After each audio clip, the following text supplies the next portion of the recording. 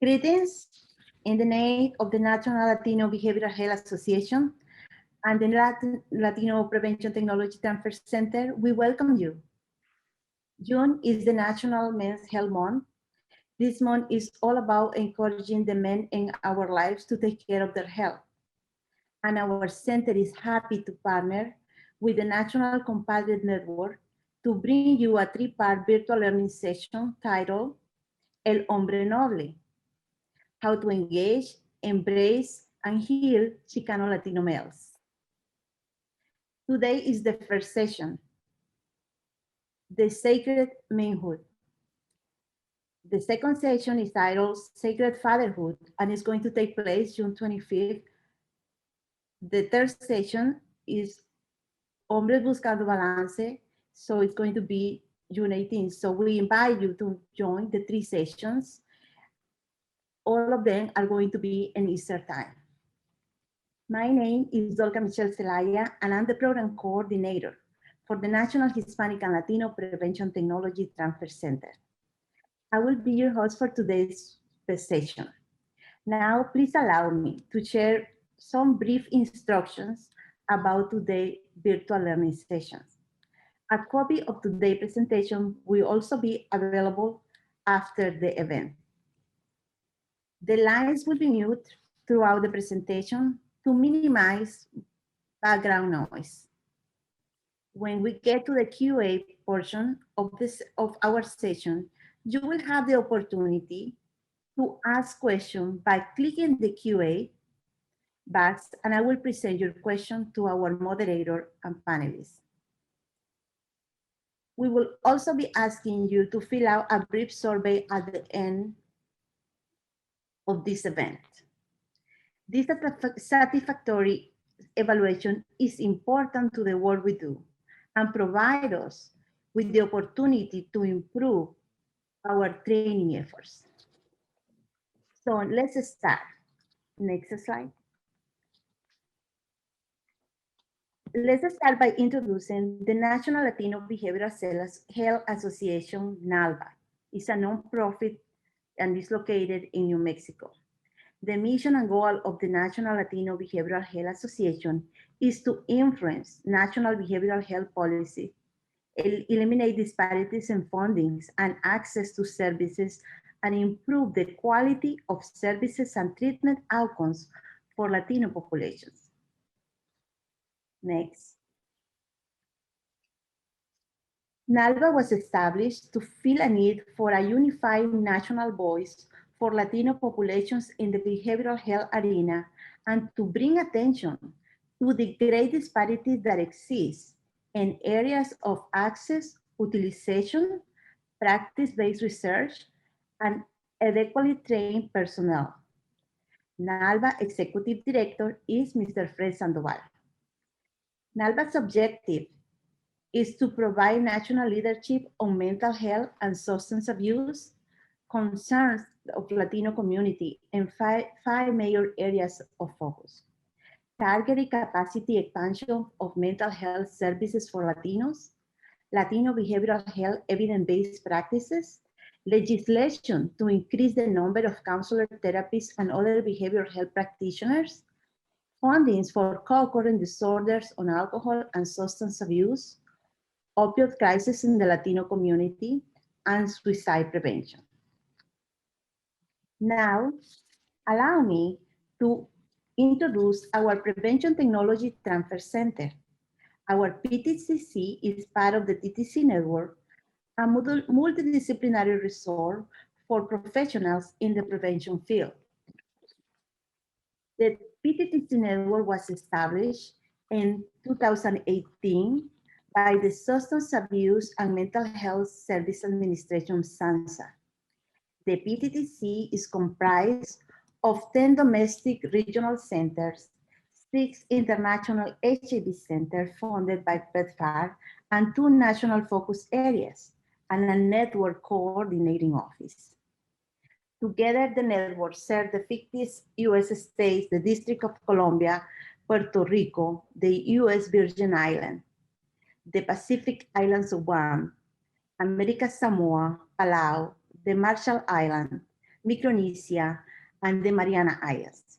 The international HIV, ATTC, and PTTC circuit, Vietnam, South Asia, South Africa, Ukraine. Here you are seeing the US-based PTTC map. Our center has a national focus for Hispanic and Latino communities and the workforce that provides services to these communities. Next. Our PTTC is staffed by Dr. Pierluigi Mancini, our project director, Priscilla Yamasi as the executive administrative assistant, and myself, Dolca Michelle Zelaya. Now it is time to introduce our moderator, Mr. Jerry Tello, and our panelist, Osvaldo Osi Cruz. We are very happy to have both of you. Mr. Jerry Tello is Director of Training at National Compadre Network. Mr. Tello has over 40 years has dedicated himself to the prevention and healing of individuals, families, communities, and systems by speaking to over 500,000 people and training thousands of facilitators across the nation. Born from a family of Mexican Texan Coahuiltecan roots, sorry if I mispronounce the name of the city, and raised in the south of central Compton areas in Los Angeles. Mr. Tello is an international expert in area of trauma, healings, men, voice of color, fatherhood, family strengthening, racial justice, racial healing, community peace and mobilization, and cultural-based violence prevention intervention issues. He is founder of the National Compadre Network, established in 1988, and presently is director of the training and capacity building. He has authored numerous articles, videos, and curricula addressing the issues of fatherhood, males, rite of passage, relations against violence prevention, racial justice, and pregnancy prevention. Also, we have Mr. Osvaldo Osi Cruz. For more than 20 years, Mr. Osvaldo Cruz has worked with Latino males and youth and young adults in the greater Los Angeles area to address the issues of male responsibility, Latino male rites of passage, teen pregnancy prevention, fatherhood, domestic violence, sexual assault, and youth leadership development. Through these efforts and many more, OC is privileged and honored to realize the work necessary to enhance the quality of life of young men, fathers, and their families. Mr. Tello and Osvaldo, welcome. We're happy to have you home, and let's start this conversation. Well, thank you. Muchas gracias. Thank you very much, Dolca, and everyone else that is listening today. I appreciate that wonderful introduction. I want to greet the listeners and do it in a traditional way, the way I was taught by my mom, my abuelita, always thanking Creator first, and even though there was a wonderful bio that you read, I really want to acknowledge first my mother, María Jesús Olague Ramos, que viene de Chihuahua, one of about 14 kids, and my dad, Jorge Pérez Tello, that's from San Antonio, grew up in that area, Tapilanco, Vitacan Mexicano as well. But I want to acknowledge them, and all the ancestors that came before, all my relatives that struggled and did the best they could. They raised us in Compton. We were raised in the barrio there in Compton, South Central LA, grew up in a black-brown neighborhood. Pero me enseñaron, they taught me a lot. Me enseñaron mucho in their way, did the best they could. And part of my legacy and the work that I do is to continue their teachings, but also to heal the wounds that have been picked up along the way. I want to acknowledge my compañera Susana. I'm a father, a grandfather. I just had a new, and I didn't have it, but my son and his wife, Emilio and Crystal, just had a new baby boy. So we have a little grandson. Soy tato otra vez, the sixth time, and so I just honored to do the work with the National Compadres Network, and Also, very, very honored and grateful that, that Ozzy is here with us, Osvaldo Cruz, who, a wonderful national trainer, but I also consider him like a nephew. We've kind of grown together and worked together for many, many years, and comes with a lot of knowledge. So Ozzy, let me pass it to you, and so you can greet the audience. Yeah. Sure. Thank you, Maestro. Greetings, relatives, and gracias. Thank you for taking the time to join us here in this presentation. I'm Osvaldo Ozzy Cruz, and part of what's important for me to mention is the acknowledgement of what I'm going to share in regards to what I've learned, the teachings that I think are helpful to be able to share with others, but that all of those come from my maestros, that come from my elders, that I am a composite of all of what has been poured into me. And so part of doing this work goes first and foremost by acknowledging those individuals whose shoulders I stand on, those that gave me coscorrones, those that pulled on my ear, those that had to reground me, recenter me, so that I can take in the teachings and the blessings. And so as we share with all of you this afternoon, I want to acknowledge all of my maestros, the ancestors, the relatives, my peers, all the mujeres, the true warriors of the nation, of our people, for pouring in me all of their wisdom and knowledge, but also to acknowledge the many sacrifices that many of our leaders have had to endure. Those sacrifices that are known, but also the unknown sacrifices. And so I'm grateful to be here. Thank you to the host organization, Dolca, for having us this afternoon, and look forward and sharing in conversation and in teaching with all of you. Thank you, Ozzy. We always begin in that way because when we were kids, we were taught that you always begin by acknowledgement. And if we had the time, if we were sitting in a circle with you or sitting, we would go around and acknowledge all of you. And I want to do that, just even symbolically, just acknowledge whoever you are and your families and your ancestors and the work that you do, because I know that's why you're here. We begin with this slide, our healing medicine is within us, because what we have learned throughout the years is that as a people, we've been given a lot of teachings and a lot of medicines, probably starting with our mamas, and even though this presentation is on El Hombre Noble, sacred manhood, one of the first teachings, and the first teaching that I'll mention, is it all comes from the female. It all comes from the mujeres. That our mamas carried us, they held us, they gave us their breath, they gave us their life. They were the first warriors, the first sacrificers for us to be able to come into this world, right?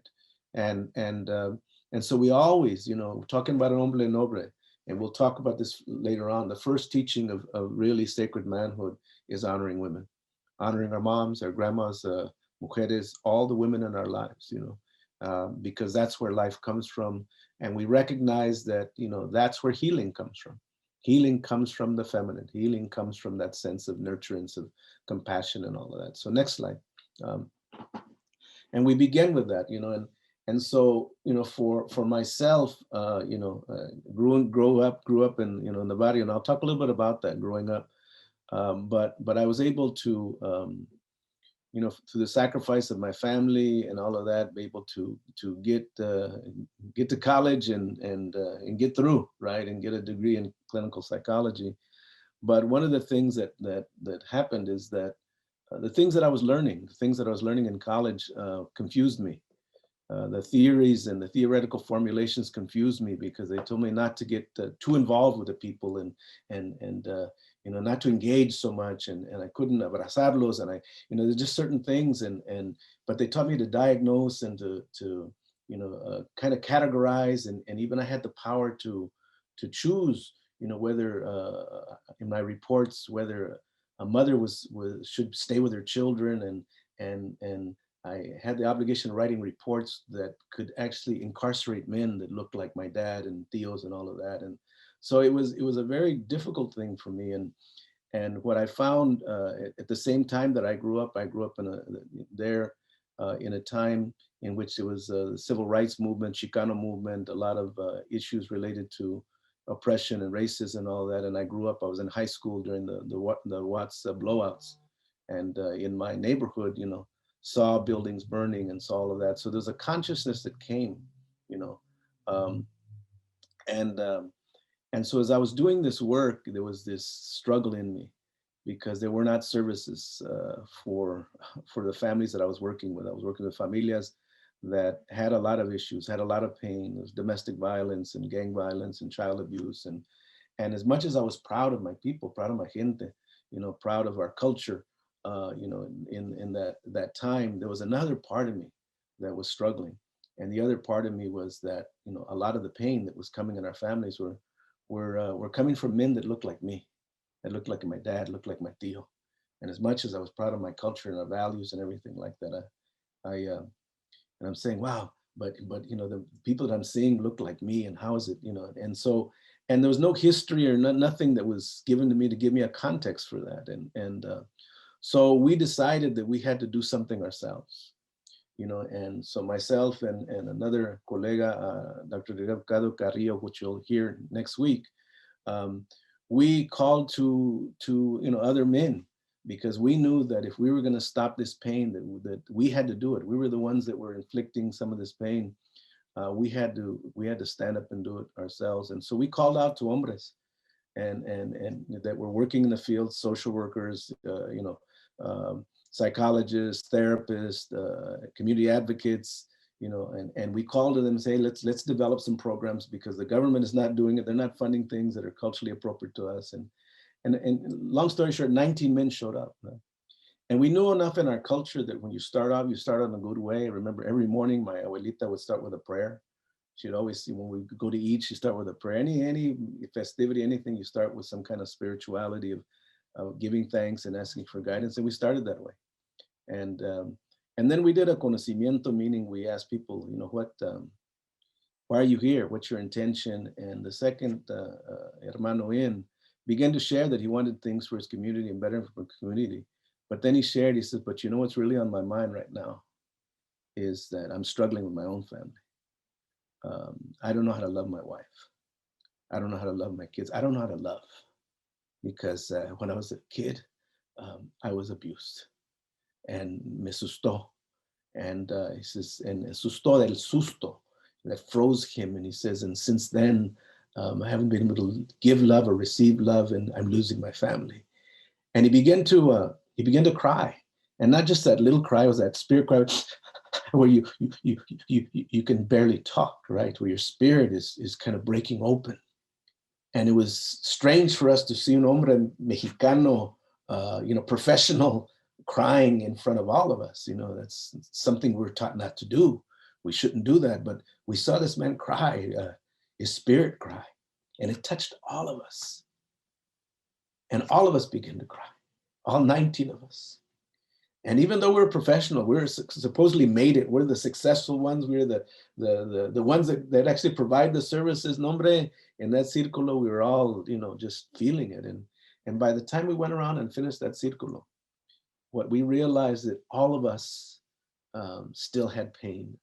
And now we can categorize that as generational trauma, the unresolved issues, the oppression, the racism, everything that had come through our daddies, through our grandpas, through our families, that we thought just going to school was going to take care of it, just getting a degree, just you know, having the material means.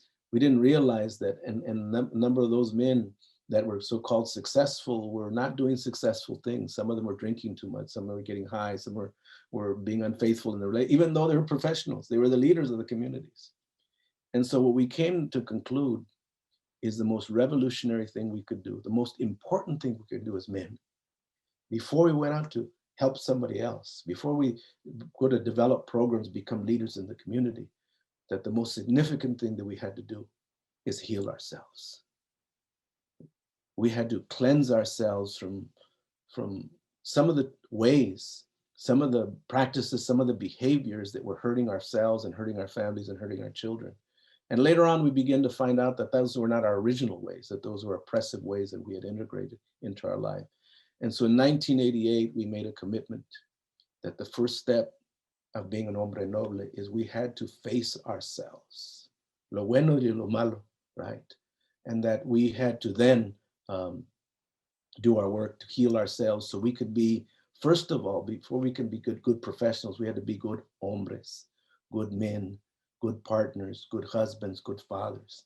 And we made a commitment in 1988 to do that. The second commitment we made is we're going to pass these teachings on to the next generation. And that began the Círculo de Hombres and eventually the National Compadres Network. And that's the work, that's the foundation of the work that we do, and it's grown since then. Next slide. So all of us, in this way, we can talk about our professional work and all of that, but our philosophy is you begin with you. ¿Quién eres? Who are you? Because your journey reflects who you are. And I want to pass the palabra to Brother Ozzy, so he can share a little bit about who he is and how this has influenced his journey in the teachings. Thank you, Maestro. And as I was preparing and looking at our camino, or our journey, if you will, of where we've been, and contemplating about what is important to share with the relatives that are joining us here, brings a lot of sadness, reminders of pain and struggle, of what was back there, right? Of what was that road and journey that led me to where I am today. And part of where I've been and my discovery to where I am today, and where I see myself in the work that I do and in the person that I am, stems from the teachings that I received from my mother, Maria Carmen Caro, who I'm blessed to still have in my life, who is now retired in Jalisco, Mexico, and is enjoying her retirement there. But I saw my mother struggle in trying to raise me. I saw that moment in which there was despair, there was hopelessness, that my mother couldn't fulfill her role as a father and a mother, and had to enlist the support of my relatives, of the tios, of the compadres, of the great uncles, to support me in understanding, regrounding, recentering, redirecting me in what true manhood is really about. And so through that life journey, went through a lot of suffering and pain, trying to discover what manhood was really about, right? And having been raised without my dad being actively in my life, led me to seek the definition of manhood based on what I was seeing, based on the examples that I was given. And unfortunately, not to shame or to blame any of those relatives, understanding that I didn't understand their wounds, let alone acknowledge that many of those men were wounded, but did the best that they could based on the resources that they had, right? I became a father at the age of 15, thought that I knew what manhood was about at the age of 15, thought that I knew all the answers, that I knew it all, that I knew what life was about, only to fall flat on my face, to come to the realization that there is still yet a lot to learn about manhood and parenthood. As a result of being a father at a young age and enlisting in a program that really embraced me, acknowledged me, saw me, with individuals that express kinship, love. Want to acknowledge my mentor, Bobby Lee Verdugo, may he rest in peace. The first man to ever call me mijo, to really make me feel like a son. And it is there that my journey into this work really began, is to learn about what it is to be a good father. And that part of learning about fatherhood was really about learning about manhood, that in order to be a good father, I needed to learn how to become a good man. And so a lot of the teachings of what I've come to realize now is that there has been a lot of unlearning that I've needed to do, that the things that I thought would support me in my relationships, in my walk of life, I've had to let go of. I've had to surround myself around elders, around healthy men, because for many years there were examples of manhood that were unhealthy, and I embraced it, right? Only to come to find out that that was not supporting me in being good in my relationships, with my significant other, with my family. And so since then have surrounded myself around elders, and really to learn, to seek their example, to understand what it really means to be a man. What are those values that exist that support me in this walk of life? And so part of the work, part of where I am today, is given an opportunity, a platform to share what has been helpful for me, but also to take from the elders that ancestral knowledge that exists, that all of us have within our true authentic culture, that support us being good men, that support us being good in relationships.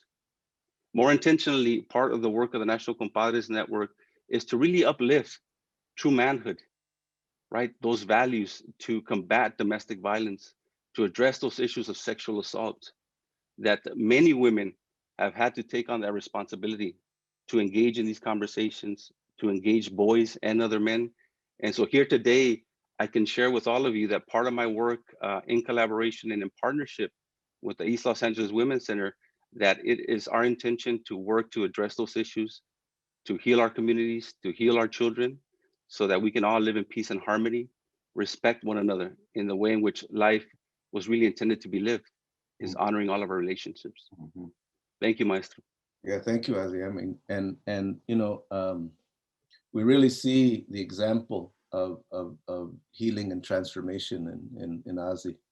You know, when I think back of, you know, of my journey, you know, obviously I think of, you know, my familia, and one of the things I want to lift up, because we often don't recognize the interconnection between familia and culture and rootedness. You know, my abuelita, I always mention my abuelita, you know, my grandma, my little grandma, because you know, we lived in Compton, we lived in a barrio, we lived, you know, it was drive-by shootings, there was gangs, there was, you know, but a lot of people don't recognize that even in the barrios there was sacredness, there was blessing, you know.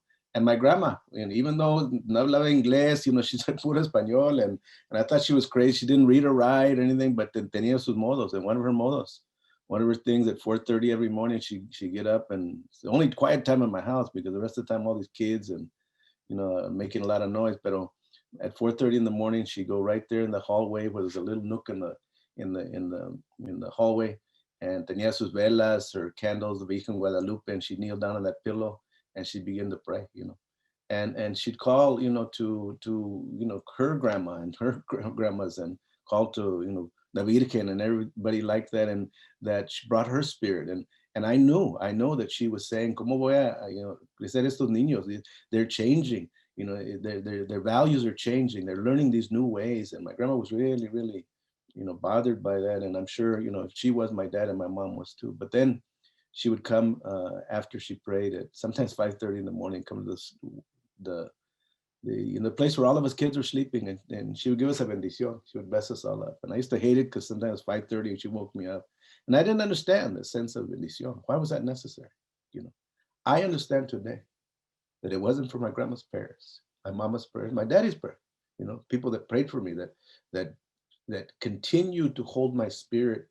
You know, I wouldn't be here today, because I grew up in a tough barrio, right? I grew up in a tough time with a dad, loud talking dad. You know, you talk like that all the time. My friends, is your dad man? I said, no, do this way he talks. I see, yes, you know. And I didn't understand under that loud voice. It was a lot of pain. It was a lot of struggle, you know. And I wear a hat today because my dad, and I remember my dad's hat, brother. And my dad would say, hey, don't mess with my hat. You know, we want to put them on. Hey, you know, and just so hey, we knew with that look, man, we better pay attention, you know. And so I never put my dad's hats on. One day I did. I was about 7 years of age, and my mom says, hey, vente, llama tu daddy. You know, my dad was taking a shower. He's in the shower singing, you know, like to sing those boleros. Tanto tiempo disfrutamos. He was in the shower, and when I had this little squeaky voice, I was little, you know, and I really admired my dad's real brusco voice. I wanted to be like him. And I went, Daddy, Mama said breakfast is ready. And I'm like, okay, why boy, right? And I turned around. I was in the bedroom there next to the bathroom, and his hat was on the bed. I said, hombre, I'm gonna try on his hat. Maybe my voice will get deep like his. Maybe I'll get bigger, you know. And anyway, so I tried his hat on, and I put it on, and I put it on like that, and hombre, it was too big, and it went over my ears, and I tried to look bigger and stronger, and my voice was tried to get like Daddy, and it's still squeaky, and then I heard the shower go off. Oh no! And so I put the hat on the bed, and prayed. That's when you pray, when you think you're gonna get in trouble. God, please don't let him catch me, because he's gonna whip my butt. And you know, and I ran out, right? And my dad never caught me. He never caught me. And I figured I got away with it, right? Well, that story didn't come back to me till I was 13. And my dad died. Se murió. And my dad died, and you know, but at that time, and here's one of the teachings, one of the false teachings that we had learned, one of the things that we had learned, because when you live in tough neighborhoods, And I didn't understand how tough my dad had to grow up, you know, with the racism and discrimination and all that stuff. Let's go to the next slide, I think. You know, that where do you find that sacredness, you know, when you're going through so much stuff? You know, my grandma brought it in prayer. You know, my dad, you know, he found it his own way, you know, but how do we heal those generational wounds? Because what I didn't realize is my dad had a lot of wounds. You know, his sense of being brusco was just a front for the insecurity, for the stuff that he had to deal with when he went into the city and when he went to work, and they really you know said things about him or made him feel different, and so you know by the time I was 13 and my dad died, they had said boys don't cry and no llores and no says sisi, you know, all of that, and so we learned that, and so when my dad died at 13, I didn't cry. I didn't cry. I sucked it up. You know, that's what they say. You're supposed to suck it up. You know, and so I didn't cry. I forgot how to cry. And one of the things, you know, in terms of manhood, is that in terms of the medicine and the teachings and healing these wounds, is a society and this racist, sometimes oppressive world has given us these false teachings. And I understand why sometimes you can't cry, porque estás luchando, you're fighting, right? You can't. And it's almost like my dad was fighting the whole time. He couldn't break down. He couldn't stop. And that's what we saw, and that's what I saw. And so I didn't cry, you know. And the thing about that manhood, when you don't cry, when you don't release, when you hold it in, it comes out other places. You know? But when I went home, I saw my dad's hat, and I said, "Pues hombre, shoot, now it's my hat. So I'm gonna wear it." And I got it, and it was heavy, but the thing that hit me is I don't know how to wear a hat. I don't know how to clean a hat. I don't know. And the one that was supposed to teach me was gone. So what I didn't understand is the significance of kinship, of tios, of hermanos, of older men with younger men. We live in a society, it's all about youth and just, you know, youth-led stuff, and don't understand the generational influence, you know. And I too want to acknowledge, you know, my older brothers, you know, the tios, the other people that came into my life. I have maestros too, you know. Let's go to the next slide, you know.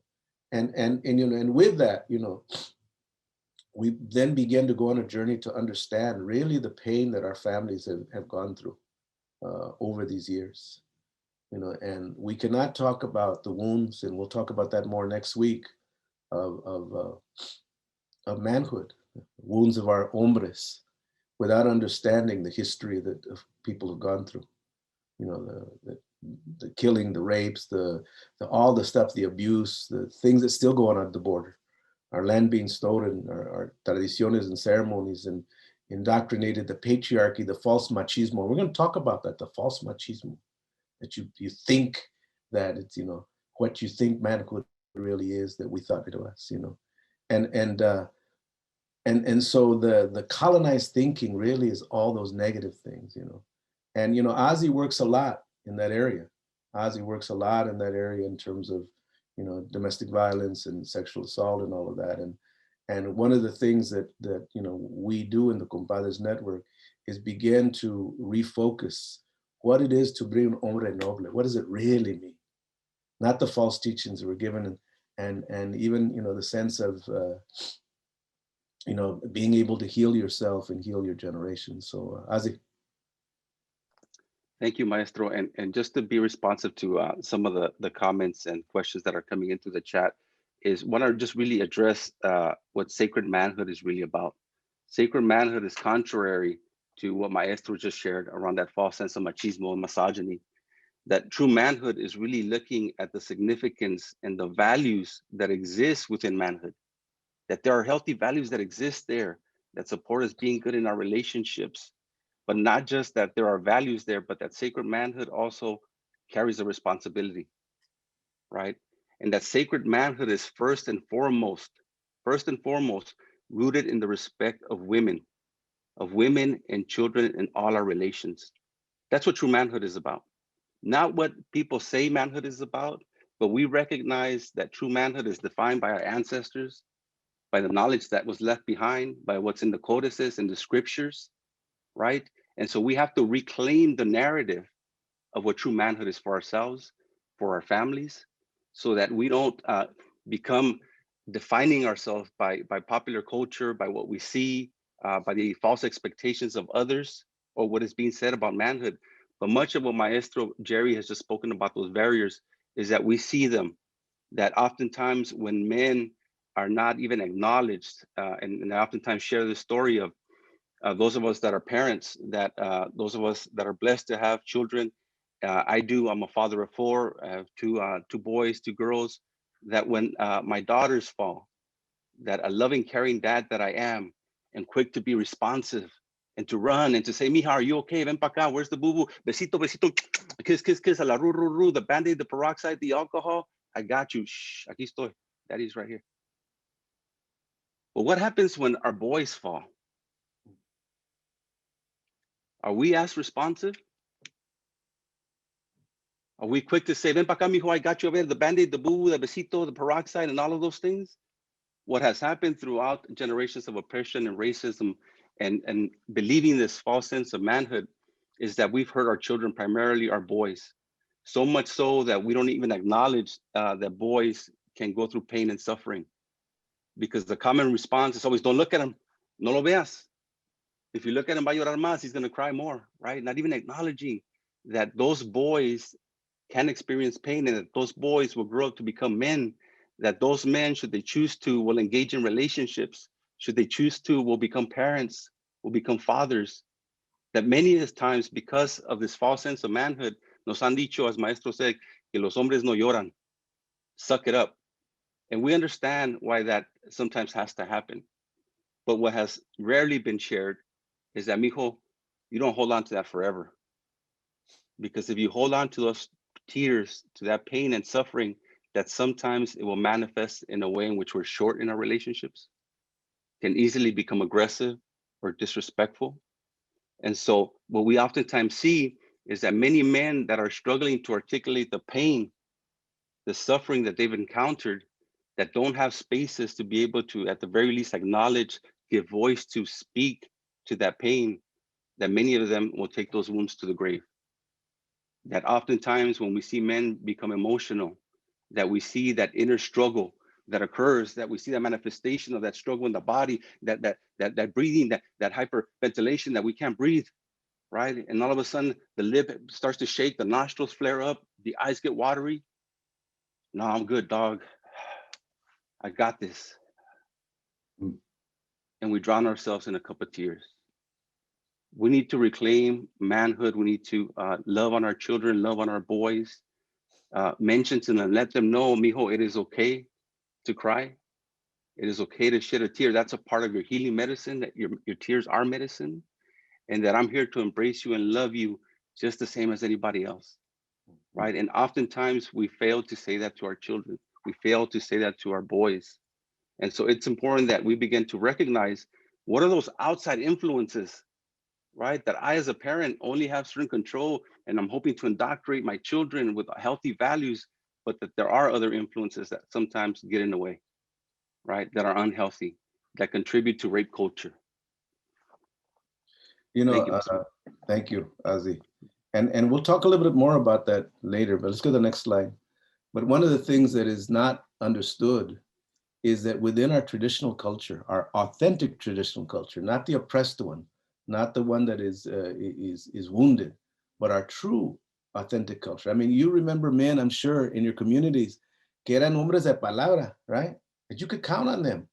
You know, I remember my dad, you know, he needed his roof fixed, and aquí viene un hombre, and se hablan, and he knows about him, he knows about his reputation, you know that he's a good person in the community, and they talk, and they negotiate, and then they shake hands, and they agree on they didn't even sign anything. No, hombre, que voy a venir el viernes a 7 horas y voy a hacer este trabajo, and they come and they do the work, and they're responsible, and they're really respectful of the familia there. They don't go in the house. They don't, you know, they're not grosero. I mean, you know, you've seen these men. There are these men that have always been in our communities. They've always been, you know, and we call those hombres, you know, con palabra, you know, men, honorable men. And so even in our communities, we know that there's that culture that exists about how do we treat one another with love, trust, dignity, and respect. And I remember my dad, walking with my dad down the street. Then we walked to the store, and there was basically a homeless man, Mr. Joe. No era mexicano, era africano americano. He was African American, right? But it didn't matter. And my dad would walk by, and my dad would say, "Hey, good morning, Mr. Joe." And the man would raise his head, "Good morning." And Mijo, saluda, right? "Morning, Mr. Joe." And I think, why do I gotta say hello to this guy, right? But my dad was that way, you acknowledge everybody. I mean, that sense of when we go into my relative's house and he'd scold us. My dad would scold us. We'd get in that car and he'd scold us. Hey, when you get your hands out, before you run and play, you hug and kiss everybody. Huh? And my dad gave us the instruction, hey, when you walk in, you hug and you acknowledge everybody. Esos valores, to acknowledge everybody, right? There are certain things, and we grew up in the society, thought, why do we gotta do that? That's old fashioned, So there is this sense of cultura, the authentic part. And then there's the wounded part too, right? And part of what we're saying in terms of the journey back to the sense of un hombre noble, or the sense of sacred manhood, is we must recognize and reclaim the sense of these values in our teachings. And there's certain things that are really, really important in relationships that, as Ozzy mentioned, are written. We have written in our codices, we have written in our documents that the Europeans tried to destroy. They tried to burn all these things, right? But we have them there that talk about a code of ethics of who we really are, right? Let's go to the next slide. And I'm gonna let Ozzy talk a little bit about these, because these are some fundamental teachings that really are at the base of humanity. But in terms of being un hombre noble, when you don't get these things, then they show up in different ways, in wounded ways. Thank you, Maestro. And as we were mentioning, that through our authentic culture, these teachings are there. And that for some of us, we've been exposed to them naturally. We've had the blessing of having the abuelitos, the nanas, who remind us of those. But for some of us, we have to acknowledge that there's been a distance that has been created that exists between how we're living our lives and these values. So part of what is essential are these values that support the healthy development of all people, of children, of men, of women, independent of their gender identity. It's the sense of ensuring that all children have that sense of being wanted, being looked upon as a blessing. And when I look at blessings and I look at my own children, I oftentimes refer to that example that when children come into this world and that they're in that infancy stage of life, how many of us will cradle that child, will protect that child, que no le pegue el viento, don't let the wind hit this child, because we see and acknowledge their sacredness and that they're a blessing in this world and in themselves. But at what point do we then stop seeing them as a blessing? Once they go through puberty, once they become teenagers, right? I believe that if we all saw each other, all of us that are sitting here, that are listening here, as blessings, that if educators, if law enforcement saw children as blessings, would we treat them differently? Would we express more compassion, love, understanding that we all have a sacred purpose, and that sacred purpose is always evolving, that there's a reason why you've been put on this earth. And so we have to reinstill these values in our families and the way in which we embrace people, the way in which we interact with one another, recognizing that all of us have cultural values. And that for some of us, we've taken on other values that are unhealthy. We've become distant from those true values, right? I believe that we all have the ability, and most importantly, the responsibility to choose what values we choose to carry forward and which ones are no longer healthy, that don't support us, don't support our families, and that we can choose to leave those behind. And that this is central and important to be able to share it, primarily in this focus of working with Chicano, Latino boys and men, is to remind them of that just because you picked up these teachings doesn't mean that you have to carry them. Let me remind you of what exists within your culture, the beauty that exists there. And let's continue to decide and intentionally carry those forward, right? It is our responsibility, primarily those of us here that are service providers, when we're working with youth, is to create spaces that are safe a sense of security, the sense of you can come here and we can share and we can learn from one another, that this is a place where you can become vulnerable. And that sense of protection, that you are protected, you have people that are here to look out for you, you have teachers and mentors to guide. And that for some of us that are not connected, not blessed to have the elders in our lives, that we must create opportunities and give access to those young people to connect with the elders, right? It's a lot of wisdom that's stored there, but we need to be able to give access, to be able to sit with the elders, to learn from them, to learn about what has worked well for them, supported their journey and their walk in life, but also what has not helped, right? So that we don't carry that forward. You know, as we're mentioning this, it's really, really important to acknowledge again how society contributes to the opposite of this. Because we know, especially for Black and brown males, there's you know, a whole different feeling of not being wanted. And the stats will prove that out. If you go to an elementary school, Black and brown boys are suspended and expelled 70% higher than any population, right? Incarcerated at a higher rate. We know the incarceration rates, and all of this proves disconnection, right? So when a father or a tío or an older brother is incarcerated, it builds a disconnection with other people. When the whole aspect of deportation and ICE and the things that are going on the border with many of our relatives, and we work with a lot of unaccompanied minors, meaning they're children that are here that no tienen sus familias, no tienen sus accompanied. What does that do to your spirit? What does that really do to your sense of purpose in life? That you begin just living by survival, right? And then you begin picking up the values of the street or the street living, or just do what you got to do to get by. ¿Verdad? And when you begin then, dime con quién andas, de quién eres, right? So you begin then being with people that are just based on survival, don't have the means to really begin to cultivate their teachings or their values. And there's no place that's secure. You know, for many of us, me growing up in Compton, you know, it wasn't a really safe place. I mean, and my familia and the neighborhood was cool, but you know, we didn't necessarily trust law enforcement. You know, and I remember during those first riots, right?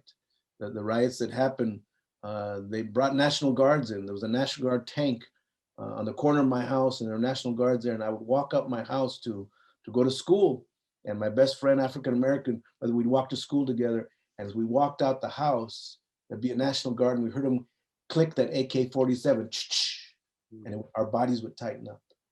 You know, we tighten up. It's like, oh, dude, you know, and we'd be afraid. It's susto, you know, it came in us, and all the way to school, and even at school, right? We were thinking about, oh man, that's over by our house. What's going to happen? How are we going to get home? And you tighten up, and it affects your body physiologically. I would come home, and my grandma would see it in my eyes. ¿Qué tienes, mico? ¿Qué pasó? Nothing. You play it off. But the susto, right? The aspect of susto, or that frozen fear, right? Then releases certain fluids in your body that builds a protection, but actually inflames you, inflames your body. And I remember when my grandma, when we would have some type of susto or miedo that was heavy, she would give us sugar, right? She would give us sugar to kind of calm us, right? Didn't understand the implications of that when this fright, this trauma enters your body, right? You get anxious, you get nervous, your legs start shaking, you can't sleep, it messes up your metabolism, all of these things. And so we find a lot of boys and a lot of men that can't even pay attention. They can't sit still. It's hard for them to focus, right? And why the sugar? Because your sugar levels go out of control. And any of you that have diabetes know when your sugar levels go out of control, you either start to nod or you get real anxious. And so it's not coincidental that in our communities, you know, we have high rates of diabetes, of heart issues. A lot of the men struggle. And so when you are feeling anxious, what do? Well, in my neighborhood, what'd you do? Echa uno, right? You drink a 40, you know, a tall boy, you know, take a shot of tequila, orale, you know, and it calms you. And now in the neighborhoods, we got the youngsters say, hey, smoke a little blunt. Here, have a little of this. Because nobody is addressing the susto, the trauma. No one is addressing the aspect of no one is teaching us and acknowledging the sacredness of who we carry. So we need to understand the ramifications. And during COVID, this is really amplified, in many of our communities. So we see higher rates of diabetes, higher rates of depression, of anxiety disorders, hasta suicide, violence we're seeing. And all of this is because, the trauma that hasn't been resolved, And so we need to come back to recognize the ancestral teachings and the true ways of who we are. And now we have to recognize that, in order to bring a sense of balance to us, that we really have to ground ourselves in our ways, because if not, then you're going to have, rates of domestic violence have increased, gang violence have increased, all of those things. Go to the next slide.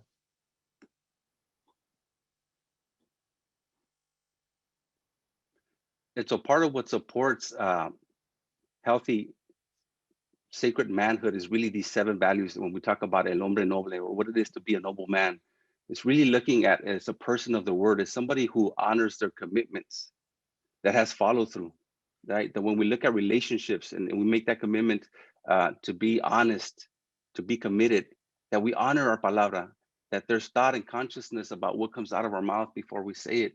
And that if we make a commitment to work on this path of sacred manhood, on working on those things that get in the way, that are contrary to these principles that you see listed here, it's about having follow through. It's about honoring our commitments to ourselves, honoring our commitments to each other, to our relations, to the people that we're connected to, having a sense of responsibility for our own well-being. That in order for me as a father to be good and be able-bodied, to be here for my children, that I have to be in a good space, I have to be well, right? But knowing that I don't live in isolation, but rather I'm interconnected and cloquenawake, that I'm connected to those that are close to me, that I'm connected to my family, that I'm a part of a círculo, and that my responsibility is not just to care for me, that it's not just about me, but it's about also looking out for the well-being of those people that I'm connected to.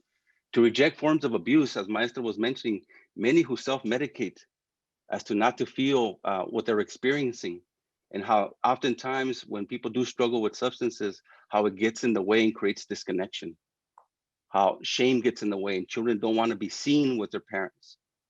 Children don't want to see their parents under the influence, right? So it's this consciousness of our own well-being that rejects those forms of abuse, but that we take time to pray, include ceremony in our life, that sometimes when life gets too heavy, when things are out of control, that part of what we know exists within our culture, within our practices and our traditions, is that sometimes we got to ask for guidance.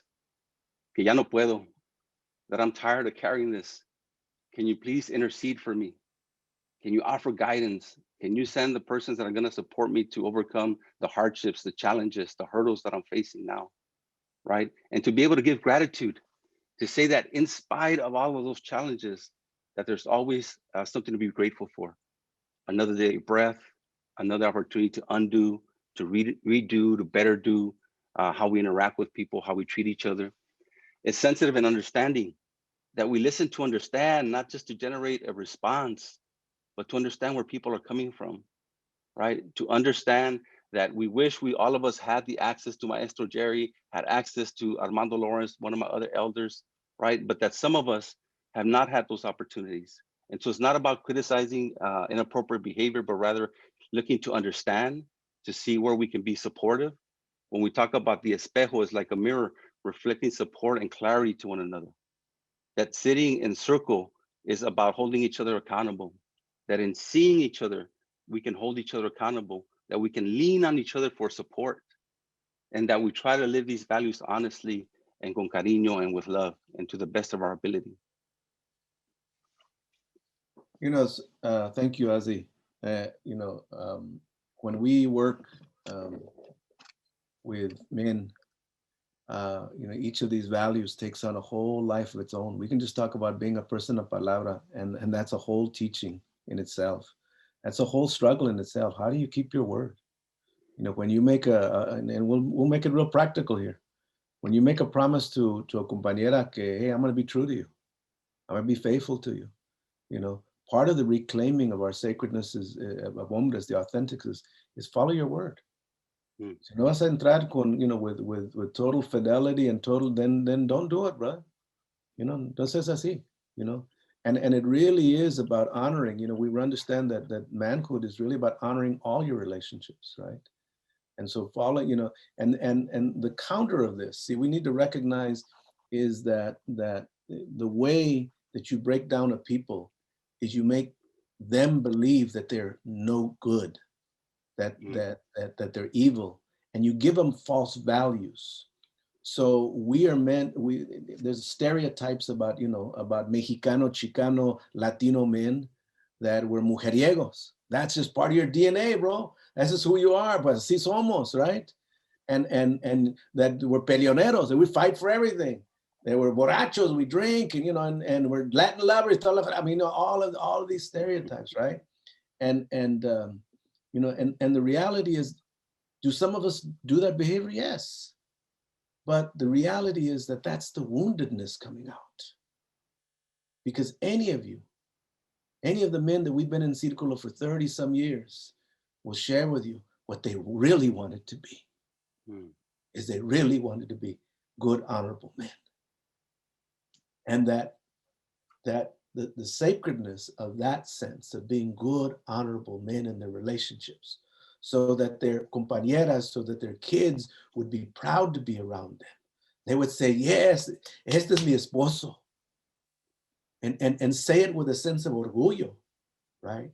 But one of the things that we have to counter and heal from is those false stereotypes, the false sense of machismo, that now, there's a whole story that we tell about the bridge. I don't know if you want to share the story or you want to share another.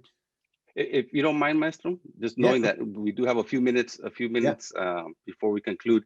And so I'm going to share the essence of the story that really takes a little bit longer than the time I'm going to take to share with you all, but it's based on a traditional practice, a traditional way of life that existed for many of us, for many of our people, and within our cultures and across many cultures. A way in which we would honor rites of passage, a way in which we would offer preparation. And this bridge story really looks at a family, a familia of mujeres that came together in recognition that in this family, that there was a need to be able to come together in community and in círculo to offer preparation, right? That in this family that I'm referring to, mother shows up and calls upon community to say, my daughter is coming of age. I need to enlist the support of all the mujeres within the community, within the village. Can we circle up to be able to offer teachings to my daughter, right? To prepare her for what life is to be expected, for her journey, to instill the values that are necessary for her to carry herself in a good way. And the mujeres were able to do that for this young lady, for this young woman, as she was entering womanhood.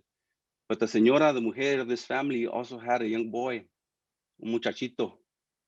And when it became time for that young man to be on this bridge into manhood, that she wanted to offer the same ceremony. But unfortunately, the father was wounded and was nowhere to be found.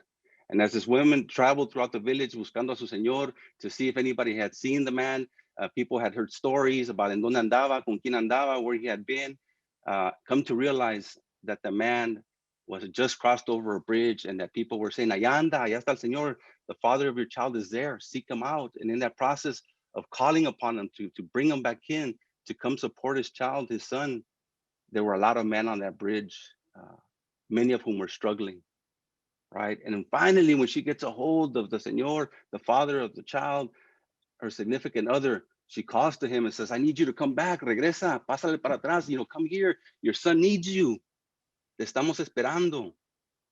And as the man looked across that bridge and replied to the señora, he went on to say, I don't know that I could cross that bridge. I'm afraid that I'm gonna get stuck. I'm afraid that I'm not ready to be the man that my son needs me to be, right? And in that process of processing of the man that we see oftentimes in our community, also recognizing that there are many men who are outstanding examples, who are good men, that we need to be able to ensure that we work with our men so that our men can show up for our sons, right? To show up for them and to really offer an opportunity to create ceremony that prepares them for life, to say, mijo, you are no longer a child, now you're seen as a man. and that you need to be conscious and aware of the realities that exist, that people no longer see you as a child, that should you engage in sexual relationships, that you could potentially become a father and look at the responsibility. And so there are traditional practices that exist that we need to reclaim that support a healthy rites of passage. Because what Maestro Jerry oftentimes reminds us is that if we don't reclaim, recreate those healthy rites of passages, then others will, and they'll be very unhealthy. A lot of risky behavior that happens. So it's important to look back at those traditions that existed with a focus on the ceremony and not so much on the celebration, right? The intention and the purpose behind gathering to offer guidance. And that's part of the healing. Part of the healing is reclaiming and recovering the true sense, you know. I know in communities they have quinceañeras for young girls, right? But even now, that has been co-opted. It's a party. You spend all kinds of money on all the band and the DJ and the comida and the dresses and everything. And what is the young woman learning?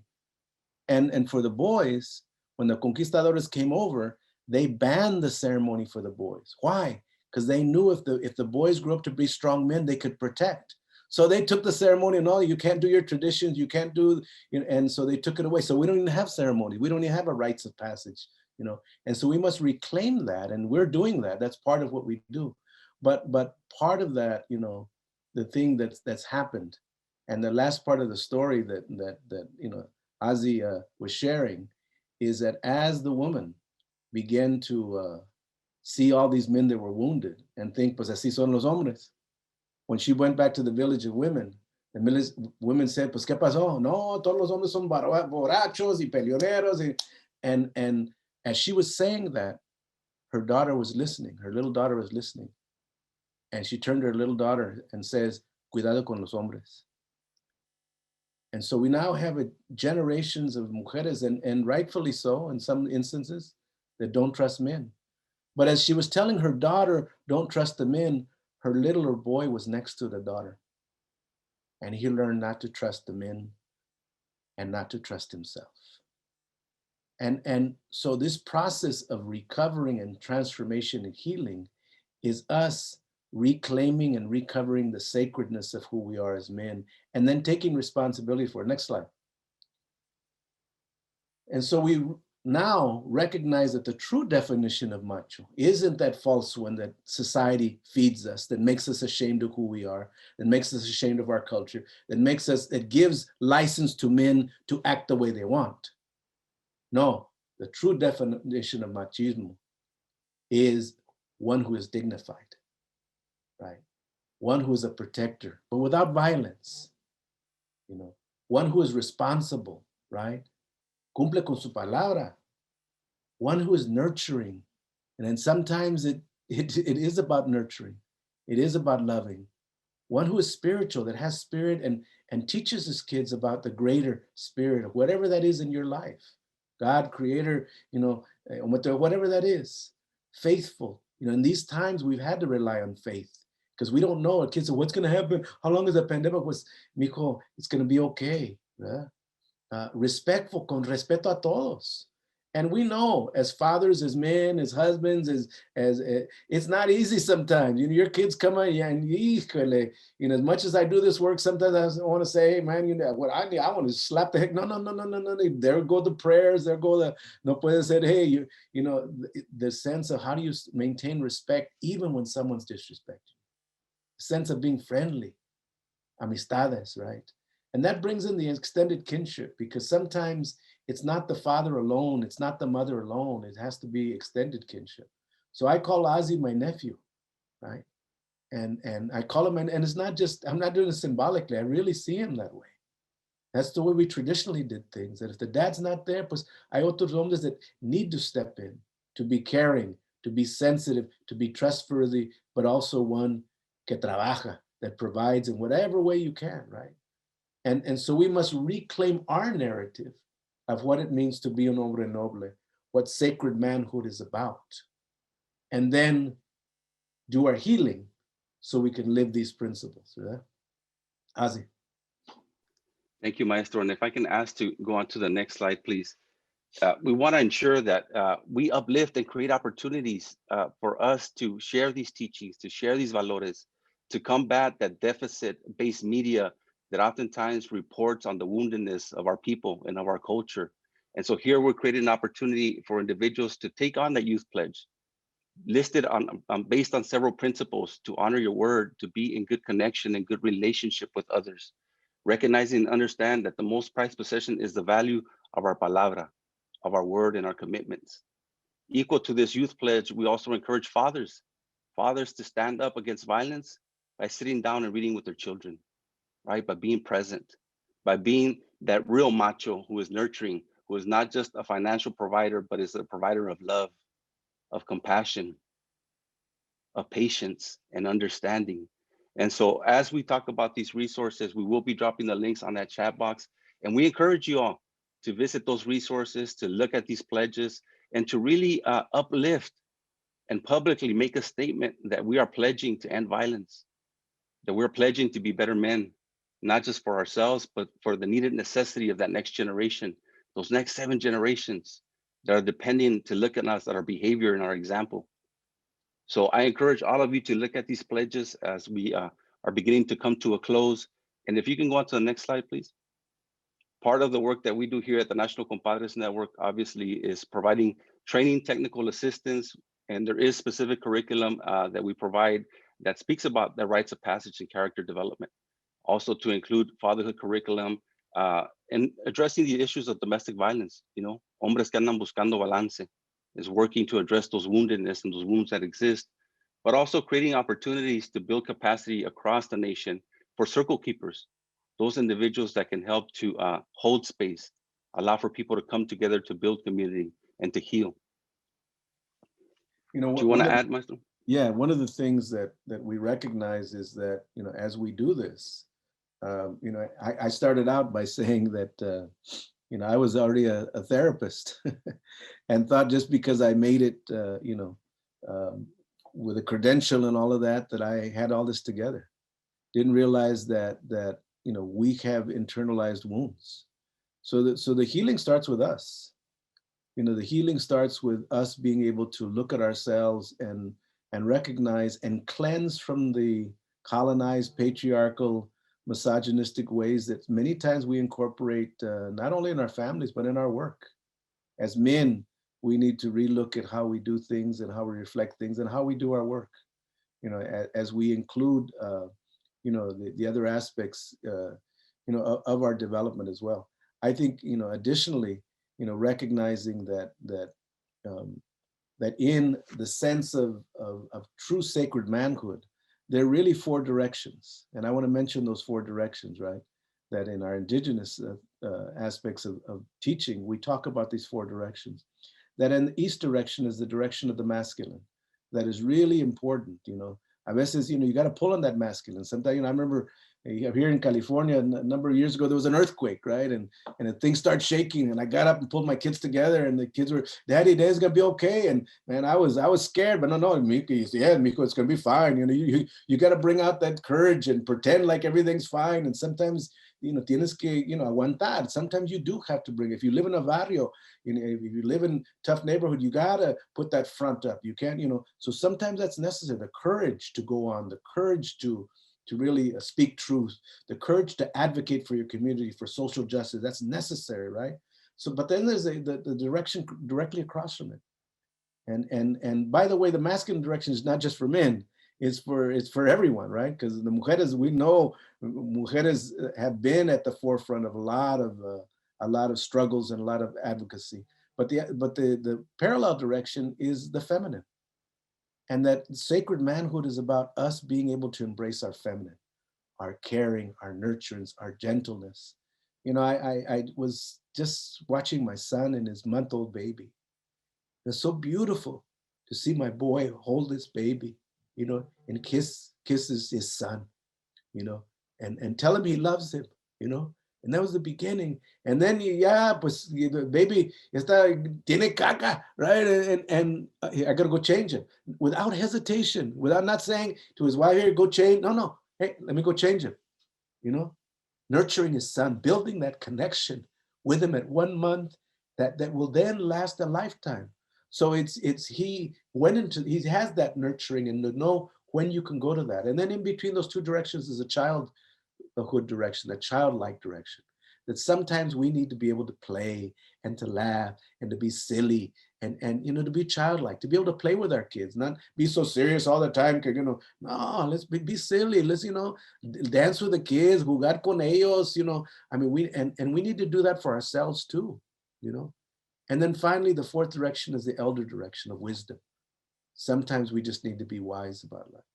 So the real culmination of sacred manhood is about when you have the flexibility to move in all directions and not get stuck in one, And that's what these curriculums teach. It teaches about that journey, about that process. If you're interested in learning, look at our website. If you're interested in collaborating with us, we have a lot of resources as well. And we do this work all across the country and have, collaborators in about 40 different cities as well. But I think we want to take some time to take some questions and answer some questions here. So we'll go to that now.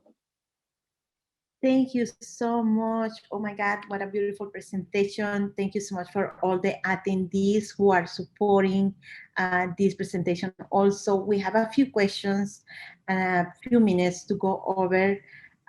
Let's start with the question from Victoria Guthrie. She says, how would you encourage very young men to reclaim sacred manhood? And we have only 5 minutes to maybe to 8 minutes to answer some of the questions. So can you please proceed? Well, I'll quickly answer that one. I think the first thing is first of all, the men need to reclaim their manhood. We need to recover and begin acting, that way. We need to act those values and be the example of those values. Los hombres en la comunidad, you got to do healing. You got to, go to treatment. You got to go to círculos. We need to do our own work first, and the young people will follow us. And then we need to reach out and create processes and ways in which we can make all these young people our nephews, right? Some don't have dads, but then, like I said, we have curriculum and stuff like that where we teach these particular lessons that are real important for livelihood, for skill development, for how to really get through the rites of passage. The next question is from Mr. Marlon Portillo. He said, can you elaborate more on false machismo? I would like to understand it better. Only I see that it's very real and built up through and with patriarchy. So can you please provide some information about what is false machismo? Ozzy? Let me just mention that to my understanding and based on conversations and engagement with community members, that false sense of machismo is really owning those unhealthy values. That machismo is about being self-centered. It's about being egotistical. It's about having that false sense of pride. And what we learn about true machismo is that it is the complete opposite. It is opposite of that, right? And so a way when we talk about toxic masculinity and all these popular terms is we have to look at what really existed. What were the true definitions of what supported that? The true meaning of machismo was to be known as a man, not something that you proclaim on your own. Not to say that, oh, I'm a man, but rather that I was known by community to carry these traits, right? To be nurturing, to be loving. And so oftentimes in a way to reclaim our culture, in a way to reclaim our narrative, we have to challenge folks when they're saying, oh, he's being a machista, right? Well, he's not being a true macho in the true definition of macho, right? And so we have to reclaim that narrative for ourselves and stop feeding that negativity. Let me add to that I think that, something that's really important, and that's why I talked about the 4 directions, is when we're talking about gender, we're talking about, really a spectrum. And so that we have men that are on a spectrum in terms of their whole gender identity too. And I think that's really important to recognize that when we're talking about the false sense of machismo, it's sometimes we get stuck to feel we need to act a certain way or be a certain way. We have, sacred manhood, and it includes, transgender men, includes gay, it includes men that have different aspects of identity. When we do círculos, we include everyone. You're male identified, come to the círculo, you're sacred the way you are, and that counteracts that sense of rigidity, that sense of patriarchy, that sense of oppressiveness. We need to recognize that, that we have all these different elements in us and we are sacred the way we are. So I just wanted to add that to that. Mr. Tello, I think this your part of the question answered Miss Bonnie Richardson. She said, how do you address non-binary and transgender identities in this world? Yeah. Well, again, I think I kind of addressed that a little bit, but the way we look at it is that when we are working and in our círculos, we recognize, the spectrum and that all identities, all aspects of your identities, and within that, the masculine, the feminine, the child, and the elder is present within all, men and women, and everyone, the transgender population as well. The qualities of that are really, really important, and so it's that essence of that you are sacred the way you are, and when we work with boys, we work with men. That's part of that dialogue of acknowledging who you are in your own sacredness. Thank you. And I have to tell you, the chat is full of love, wisdom, personal stories, gratitude, everything. All the attendees are very happy with the presentation. They are asking how they can learn more about your organization, how they can refer clients to you. So I put in the chat all the links for Compadres Network and for some of the programs that your organization provides. So we really appreciate the wonderful presentation, the amazing job that you are doing in protecting our Hispanic and Latino males and the work that you're doing with them. So also we have one more question from Danny Carrillo. He's asking, what advice can you give to educators in preparation for the new school year in the fall? How do we prepare to receive the children? Ozzy, you want to answer that one? You do a lot of the schoolwork. So. I think what's going to be significant as we welcome children back into school is first and foremost acknowledging the difficulty of what we have been living through this COVID pandemic. And not to ensure that we go directly into curricula or into the rigor of education, but really to create an opportunity that at the very least acknowledges that a lot has happened, acknowledge that many of us were directly impacted with the loss of relatives, with an increase in anxiety, right? With an increase of feeling disconnected, because many of our young people thrive on social connections and being in relationship with others. And so first and foremost, the way of welcoming is to first and foremost acknowledge all of that has made it difficult, that may make it difficult to reintegrate yourself, right? But doing it out of a place of cariño and love, understanding, and patience. Thank you, Ozzy. Thank you so much. Now we have a question from Ms. Elaine Zaragoza. He said, in homes with no fathers, where can mothers go for support and male connection and role models to help and teach the children? One of the things that that has happened over the years is that, because traditionally we grew up in extended kinships. We grew up with familias, extended families, right? I remember growing up and I was told, in second grade, I drew my family, I drew 6 grandmothers. And the teacher said, how do you have 6 grandmothers? I don't know, I just call them all nana. Everybody with gray hair is my nana, right? And all the men were my tios, right? Whether they were blood related or not. And the women were my tias and my, so traditionally we grew up where we recognized, and that there were going to be some families in which men were not going to be, and especially with the oppression and the deportation and incarceration and sickness, there are families where there are not people present. There are not dads, and some of the dads there are wounded. We worked with veterans for a lot of years that have come back from the wars, and they're not the same. It's only one, right? And we have men that are coming out of prison, that have done their time, and now some of the work that we do, and you'll hear about that in the next presentations, pero no son igual, right? And so even though they can be present, they may not have the ability to be as nurturing or as comforting. And there may be other men that we need. And that's why a lot of work we do generational work.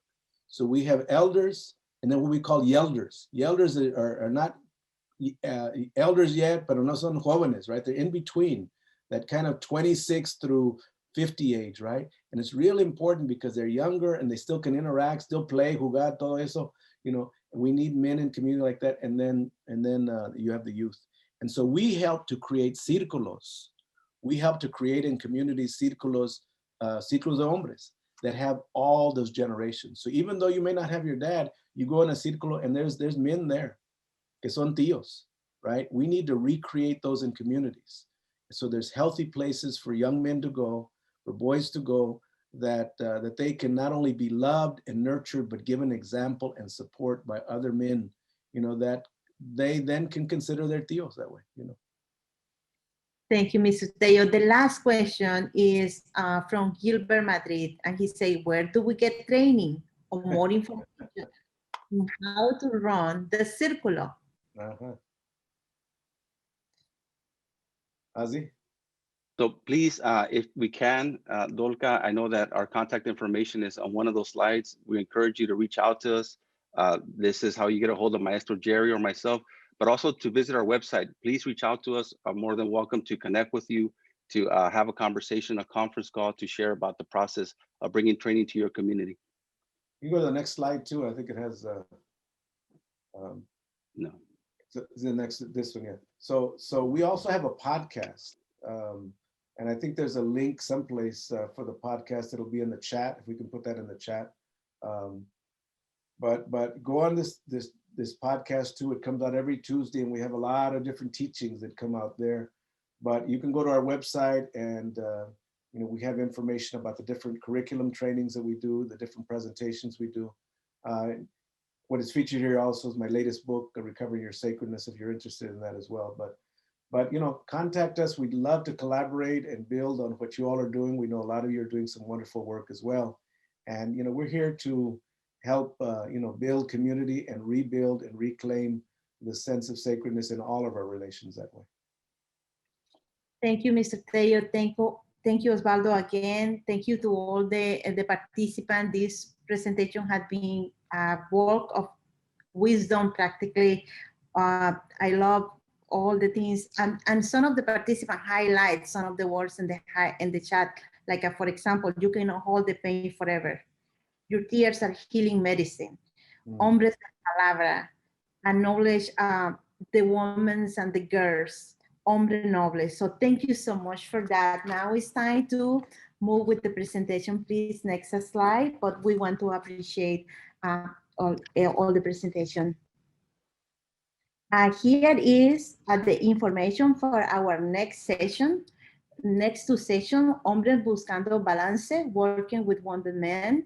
And the session, and it's going to be in June 18. And also the third one is Sacred Fatherhood, and is June 25th. And please, I already see some of the comments say, I'm going to participate in the second and third, so we're gonna be waiting for you. So thank you so much. Next slide. These here are some of the resources that we mentioned. You can find some videos that we developed to celebrate the men's health. Next. Here is our contact information. Please reach out to us for more information about projects and to request a free training and technical assistance. And we want to invite you to our 2021 National Latino Behavioral Health Virtual Conference, Envisioning Latino Behavioral Health Equity in the Next Decade. This one is going to take place September 16 to the 17th. We are preparing around 18 workshops, 3 keynotes, exhibit rooms, award program, forms, games. We're going to provide some CEs. Also, the call for proposal is open until June 18. If your organization want to submit one proposal, please feel free to do. Next slide. And Please, we want to ask everyone to complete the evaluation. This is very important for the work that we do. So once we finish the presentation, you're going to be redirected to another page to complete the evaluation.